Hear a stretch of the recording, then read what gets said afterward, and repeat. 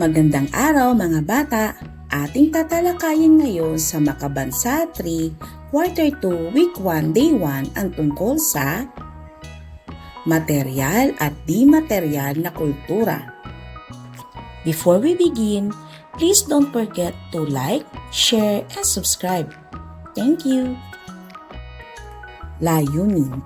Pagkatapos ng aralin, ang mga mag-aaral ay inaasahang una, nabibigyang kahulugan ang material at di material na kultura. Pangalawa, natutukoy ang mga material at di material na kultura ng kinabibilangang bayan, lungsod, lalawigan o rehiyon. Panimulang gawain. Sagutin ang pamprosesong tanong. Una, ano ang makikita sa larawan?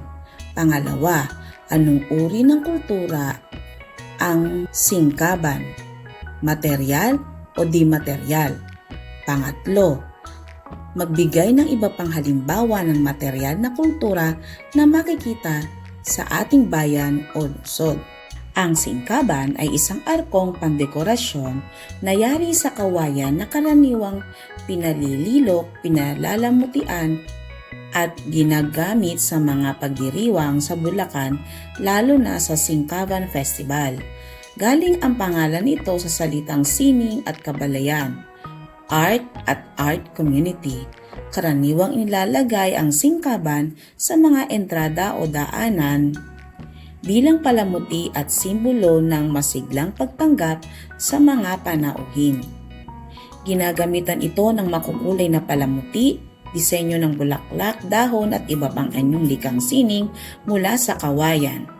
Sa Bulacan, naging sagisag ito ng kultura, sining at tradisyon dahil ipinapakita nito ang malikhaing galing at pagiging mapamaraan ng mga Bulakenyo. Kulturang material, chicharon.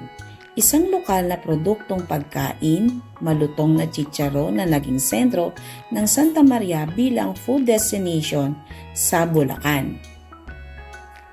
Parish of La Purísima Concepcion.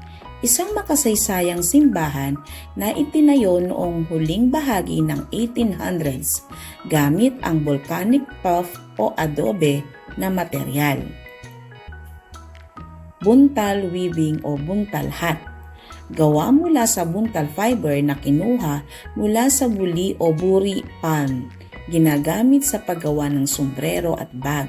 Isang mahalagang industriya sa Baliwag, Bulacan. Gawaing paglalahad ng layunin ng aralin.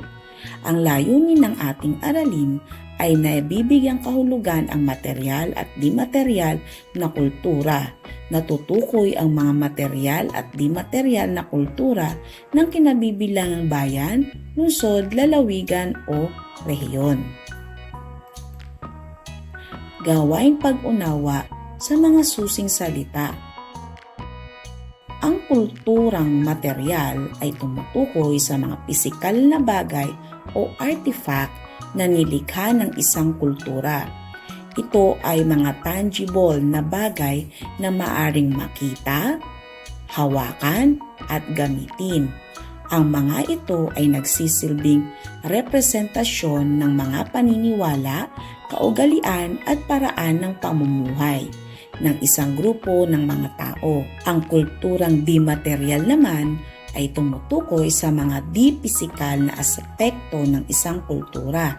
Ito ay mga intangible na bagay na katulad ng mga idea, paniniwala, tradisyon, kaugalian, wika, sining at iba pa. Pagbasa sa mahalagang pag-unawa o susing idea. Palawaking ang kaalaman. Singkaban. Dekorasyong arko mula sa kawayan. Ginagamit sa mga pistang bayan bilang pambungad at pandekorasyon na arko. Matibay at sining na gawa sa kawayan na hinihimas at hinuhugis para maging elegante ang disenyo.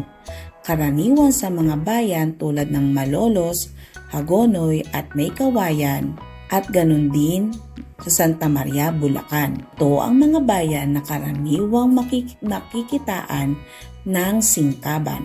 Pabalat. o pastillas wrapper. Ito ay detalyadong gupit ng papel mula sa Japanese paper o papel de Hapon na ginagamit para pambalot ng pastillas bilang dekorasyon at pasalubong. Isang tradisyonal na sining na karaniwang makikita sa mga piyesta sa Bulacan, kabilang ang San Miguel. Ang mga larawan ay nilikha upang magbigay ng idea sa mga makakita. Pyrotechnics at Textile Industry.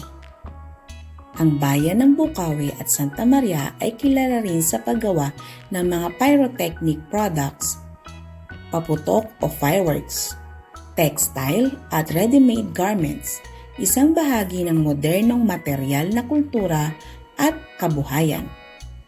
Pagpapaunlad ng kaalaman at kasanayan sa mahalagang pangunawa o susing idea. Isa pang uri ng kultura na natutuhan ninyo noong kayo ay nasa ikalawang baitang ay ang kulturang di-materyal. Ang kulturang di-materyal ay tumutukoy sa mga di-pisikal na aspekto ng isang kultura. Ito ay mga intangible na bagay katulad ng mga idea, paniniwala, tradisyon, kaugalian, wika, sining at iba pa. Narito ang ilang halimbawa. Relihiyoso at pananampalataya. Number 1. Pagdiriwang ng kapistahan ng La Purisima Concepcion. Pinagdiriwang ang patrona ng bayan na may prosesyon, misa at iba pang gawaing panrelihiyon.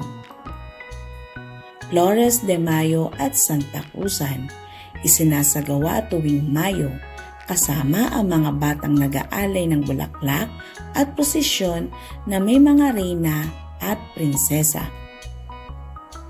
Bisita Iglesia at Mahal na Araw, tradisyong Katoliko ng mga pamilya sa Santa Maria na nagsisimba at nagpipenitensya. Chicharon Festival. Hindi lang produkto na chicharon ang tampok, kundi kasamang kultura ng musika, sayaw, parada at sama-samang kasayahan ng mga mamayan. Piyesta at tradisyon.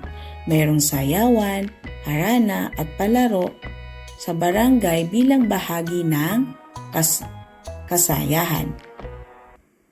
Sa sining at panitikan, kaugnay dito ang pasyon at senakulo, ang pagbibigkas ng pabasa ng pasyon at pagtatanghal ng senakulo tuwing mahal na araw.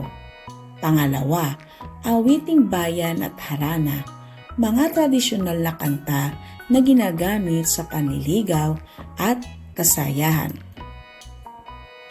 Mga kaugalian at pamumuhay, bayanihan. Ito ay isang kulturang di-materyal, sama-samang pagtutulungan ng komunidad, lalo na sa panahon ng pangangailangan. Pagmamano at paggalang sa nakatatanda, isang mahalagang kaugalian na nagpapatibay ng pagpapahalaga sa pamilya at nakatatanda. Narito ang chart ng kulturang materyal at kulturang di-materyal. Maglaan ng panahon upang basahin ang mga ito.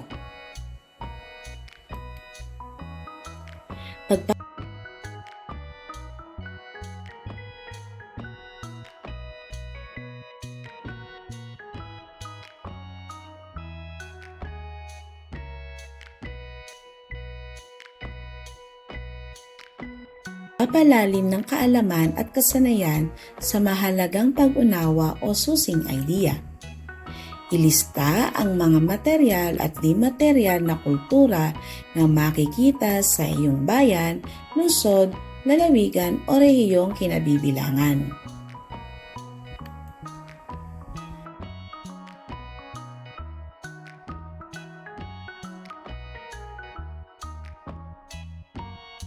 Paglalapat at paglalahad. Alin sa kulturang pinag-aralan natin ang nais mong makita at maranasan? Narito ang isang halimbawang sagot na maaari mong pagbatayan.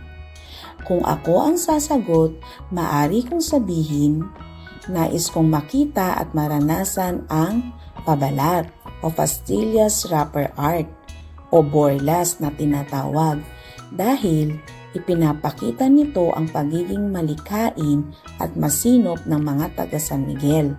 Gusto kong makita kung paano ginugupit ang makukulay na papel at maranasan ang kasiyahan ng paggawa nito bilang bahagi ng ating tradisyon.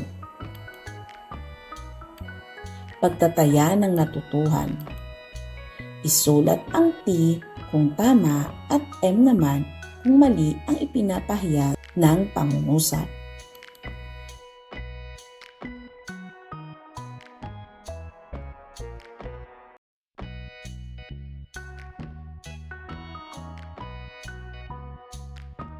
Narito ang mga tamang kasagutan.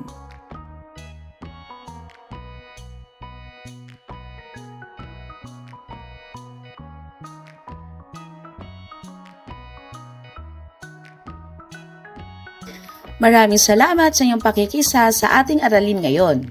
Tandaan, ang pagiging makabansa ay makikita sa ating pagmamahal sa bayan, pagpapahalaga sa ating kultura at pagtulong sa kapwa.